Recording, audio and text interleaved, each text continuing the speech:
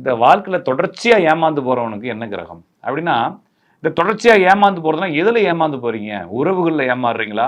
அல்லது பொருளாதாரத்தில் ஏமாறுறீங்களா? அல்லது தொழிலில் ஏமாறுறீங்களா? நட்பில் ஏமாறுறீங்களா? காதலில் ஏமாறுறீங்களா? அப்படிங்கிறதுல எல்லாமே ஏமாற்றம் தானே.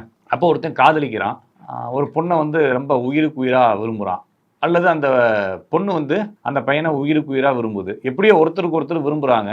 அந்த பெண் வந்து இந்த பையனுடைய நண்பனையே கல்யாணம் பண்ணிட்டு போயிட்டா எப்படி இருக்கும்? நிறைய படங்கள் அப்படி தானே பார்க்குறோம். இவர் அங்கேருந்து வருவார், அந்த கல்யாண மேடையில் அந்த பிள்ளைக்கு கல்யாணம் தாலி கட்டுறதெல்லாம் பார்ப்பாரு, கண்ணீர்லாம் போகும். இது மாதிரி படம் எத்தனை படம் பார்த்துருக்கோம். அப்போ இந்த மாதிரி ஒரு ஏமாற்றம், இது ஏமாற்றமா காலச்சூழலா அப்படிங்கிறத கடந்து இதுக்கு என்ன கிரகம் அப்படின்னா, ஒரு ஜாதகத்தை திறந்தவுடன் சரியா புரிஞ்சுக்குங்க. ஒரு ஜாதகத்துல புதன் என்ற கிரகம் காதலை குறிக்கிறது. அப்ப புதன் என்ற கிரகம் காதலை குறிச்சாலும் புதனும் சுக்கிரனும் சேர்ந்தாதான் காதல். அப்ப புதனும் சுக்கிரனும் ஒரு கட்டத்துல சேர்ந்திருந்தாலோ அல்லது புதனுக்கு 3லயோ 11லயோ சுக்கிரன் இருந்தாலும் அவர் காதல் வயப்படுவார்.